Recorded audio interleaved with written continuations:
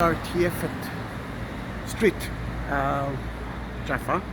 Look how the birds found themselves a way to drink some water. Beautiful, beautiful to see that. At the beginning I thought that it's a nest, but it's not. You can see the green plants beneath it. Amazing to see that.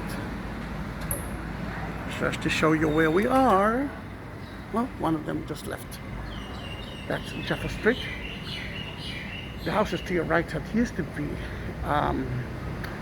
the walls of the city until it's been destroyed by Napoleon, and that's the moat.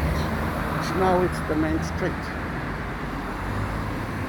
Leads to the clock tower. I'm not sure that you will see it from here, but let's see.